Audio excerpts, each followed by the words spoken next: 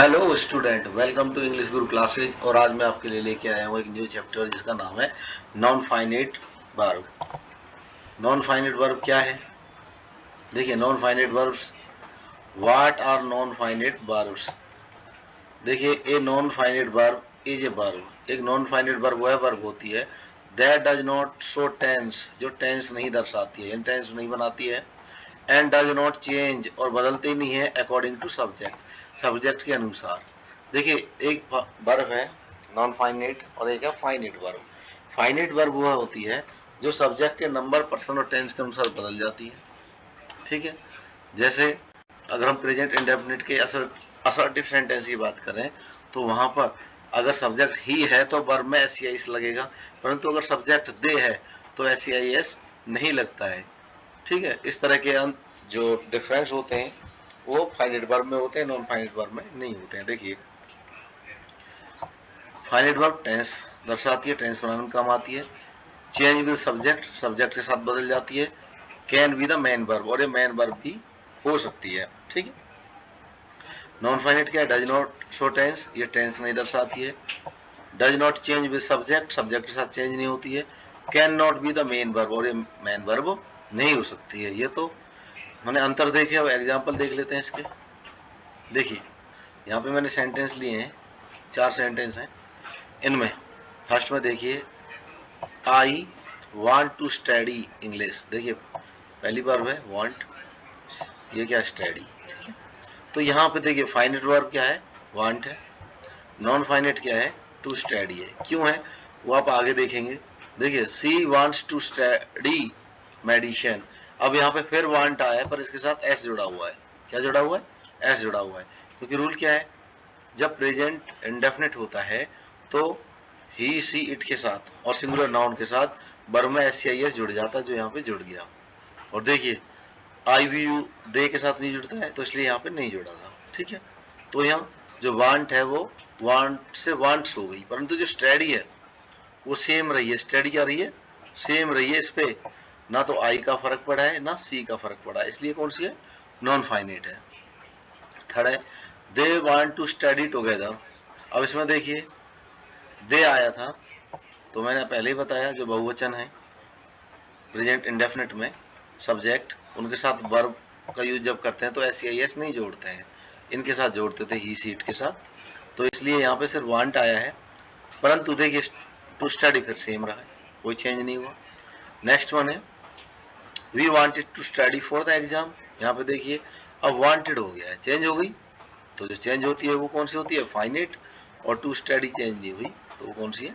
Non finite. तो आपने देखा, सब्जेक्ट के नंबर, पर्सन और टेंस के अनुसार जो बदल जाती है वो फाइनाइट होती है, और जो नहीं बदलती है वो नॉन फाइनाइट होती है। टू स्टडीज चारों सेंटेंसेज में सेम रही है, इसलिए कौन सी है? नॉन फाइनाइट वर्ब है। कौन सी है? Non finite verb. आगे देखिए, नॉन फाइनाइट वर्ब चार्ट, यानी यहाँ पे हम देखेंगे कि जो नॉन फाइनाइट है उसके कितने प्रकार हैं। देखिए, फर्स्ट है इन्फिनेटिव। क्या है? इन्फिनेटिव। वो क्या होता है? टू प्लस वर्ब की फर्स्ट फॉर्म को इन्फिनेटिव कहते हैं, जैसे टू स्टडी। यहाँ पे एक बात और देखने की है, एक होता है V1 ओनली, वो होता है इन्फिनेटिव, और एक होता है two plus V1। Two plus V1 वो क्या है? देखिए, ये क्या है? ये तो है बेयर इन्फिनेटिव। ये क्या है? बेयर इन्फिनेटिव है। और ये टू इन्फिनेटिव है। ये क्या है? To infinitive. ठीक है, तो इन्फिनेटिव दो प्रकार के हो गए, बेयर और टू। अब आगे है जेरेंट। आगे क्या है? जेरेंट। वो क्या है? वर्ब की फर्स्ट फॉर्म के साथ आईएनजी। ये क्या है? वर्ब की फर्स्ट फॉर्म के साथ आईएनजी है, जैसे स्टडिंग। प्रेजेंट पार्टिसिपल क्या है? वर्ब की फर्स्ट फॉर्म के साथ आईएनजी। ठीक है, अब देखिए, दोनों में आईएनजी है, पर डिफरेंस क्या है?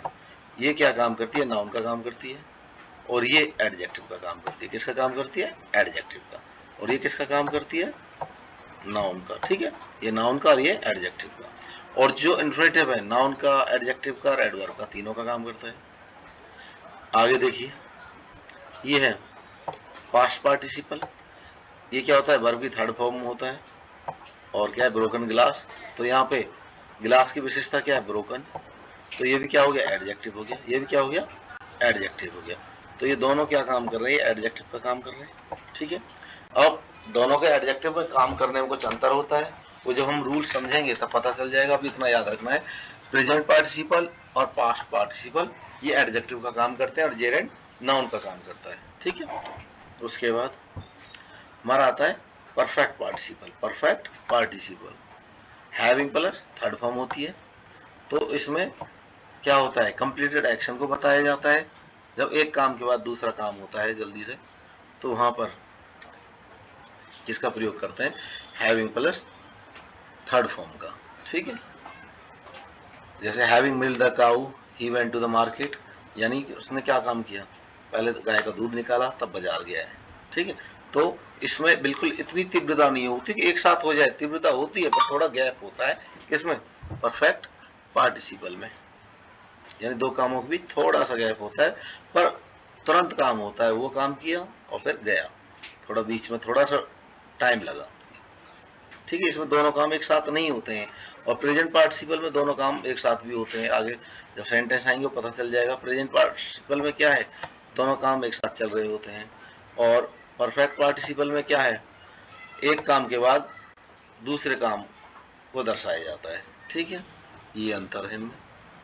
अब आगे हम देखते हैं, अभी हमने क्या देखा है, इन्फिनेटिव देखा है, दो प्रकार का है, वेयर और टू। ये नाउन एडजेक्टिव एडवर्ब का काम करता है। जेरेंट देखा है, वर्ब फर्स्ट फॉर्म के साथ आईएनजी है, ये नाउन का काम करता है। प्रेजेंट पार्टिसिपल देखिए, यहाँ पे पार्टिसिपल देखिए तीन है, तो पार्टिसिपल कितने प्रकार के हो गए, तीन के। एक होता है present participle, verb first form के साथ आईएनजी, ठीक है, ये एडजेक्टिव का काम कर रहे हैं। पास्ट पार्टिसिपल थर्ड फॉर्म, ये भी एडजेक्टिव का काम कर रहे हैं। और परफेक्ट पार्टिसिपल ये क्या होता है, एक काम होने के बाद दूसरा काम होता है, दोनों काम साथ साथ नहीं होते हैं, थोड़ा गैप होता है, ठीक है, ओके। तो ये हमारा हो गया परफेक्ट पार्टिसिपल। अब यहाँ पे देखिए आइडेंटिफिकेशन चार्ट, देखिए जो भी मैंने पहले बताया था, इन्फिनेटिव क्या है, नाउन का काम करेगा, एडजेक्टिव का काम करेगा, एडवर्ब का काम करेगा। जेरेंट क्या करेगा, नाउन का काम करेगा। और प्रेजेंट पार्टिसिपल वो क्या काम करेगा, एडजेक्टिव का या कंटिन्यूअस फॉर्म में, टेंस की कंटिन्यूअस फॉर्म में, ठीक है। कोई कंटिन्यूअस रूप दिखाएगा, टेंस की छोड़ो, आप इस तरह से कह सकते हैं कि दो काम एक साथ होंगे। फिर ये देखिए V3 पास्ट पार्टिसिपल एडजेक्टिव का काम करेगा और पैसिव फॉर्म में काम करेगा, ये कंटिन्यूअस फॉर्म में काम करता है। हैविंग प्लस थर्ड फॉर्म ये क्या है, परफेक्ट पार्टिसिपल है, पार्टिसिपल है, क्या है, परफेक्ट पार्टिसिपल। ये कंप्लीटेड एक्शन या एक काम होने के बाद दूसरा काम हो, उस कार्य को ये दर्शाता है। एक काम कंप्लीट हो गया तब दूसरा काम। तो इस तरह से हमने आज आपके सामने या हम सब ने मिलके आज एक चैप्टर को पढ़ा है जिसका नाम है नॉन फाइनाइट वर्ब्स।